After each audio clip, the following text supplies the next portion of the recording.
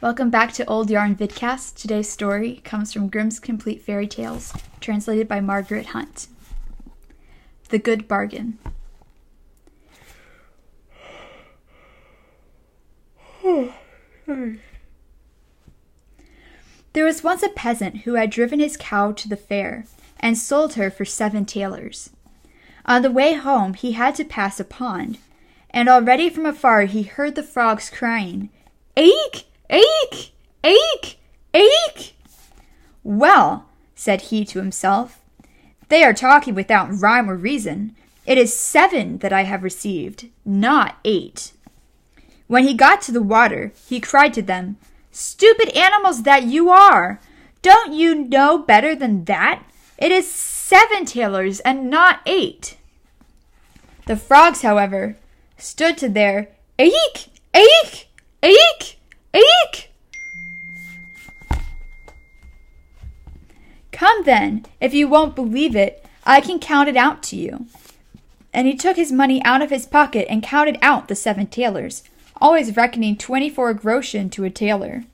The frogs, however, paid no attention to his reckoning, but still cried, "Aik! Aik! Aik! Aik!" "What?" cried the peasant, quite angrily. "Since you are determined to know better than I, count it yourselves," and threw all the money into the water to them. He stood still and wanted to wait until they were done and had brought him his own again. But the frogs maintained their opinion and cried continually, "Aik! Aik! Aik! Aik!" and besides that, did not throw the money out again. Then he abused the frogs and cried, "You water splashers! You thickheads! You goggle eyes! You have great mouths and can screech till you hurt one's ears, but you cannot count 7 thalers. Do you think I'm going to stand here till you get done?" And with that he went away, but the frogs still cried, "Aik! Aik! Aik! Aik!" after him, till he went home quite angry.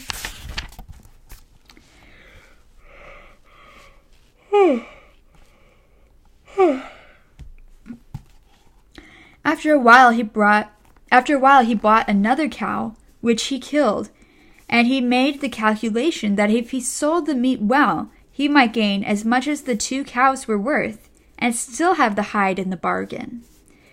When he got to the town with the meat, a great troop of dogs were gathered together in front of the gate, with a large greyhound at the head of them, which jumped at the meat, snuffed at it, and barked, "Wow, wow, wow!" As there was no stopping him, the peasant said to him, Yes, I know quite well what you are saying. That you are saying, 'Wow, wow, wow,' because you want some of the meat. But I should fare badly if I were to give it to you." The dog, however, answered nothing but "Wow, wow!" "Will you promise not to devour it all, then? And will you vouch for your companions?" "Wow, wow, wow!" said the dog. "Well, if you insist on it, I will leave it for you. I know you well, and know who your master is.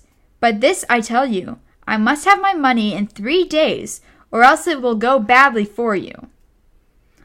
You must bring it out to me." With that he unloaded the meat and turned back. The dogs fell upon it and loudly barked, "Wow, wow!" The countryman, who heard them from afar, said to himself, "Now they all want some, but the big one is responsible to me for it." When 3 days had passed, the countryman thought, "Tonight my money will be in my pocket," and was quite delighted. But no one would come and pay it. "There is no trusting anyone now," said he, and at last he lost patience and went into the town to the butcher and demanded his money. The butcher thought it was a joke, but the peasant said, "Jesting apart, I will have my money. Did not the great dog bring you the meat of the slaughtered cow 3 days ago?" Then the butcher grew angry, snatched a broomstick, and drove him out. "Wait a while," said the peasant. "There is still some justice in the world," and went to the royal palace and begged for an audience. He was led before the king, who sat there with his daughter, and asked him what injury he had suffered. "Alas," said he, "the frogs and the dogs have taken from me what is mine, and the butcher has paid me for it with the stick." And he related at full length all that had happened. At this the king's daughter began to laugh heartily, and the king said to him, "I cannot give you justice in this, but you shall have my daughter to wed for it. In her whole life she has never yet laughed as she has just done at you. And I have promised her to the man who can make her laugh. You may thank God for your good fortune." "Oh," answered the peasant, "I will not have her. I have a wife already, and she is one too many for me. When I go home, it is just as bad as if I had a wife standing in every corner." Then the king grew angry and said, "You are a boor." "Ah, Lord King," replied the peasant, "what can you expect from a pig but pork?" "Stop," answered the king. "You shall have another reward. Be off now, but come back in 3 days, and then you shall have the 500 counted out in full." When the peasant went out by the gate, the sentry said, "You have made the king's daughter laugh, so you will certainly receive something good."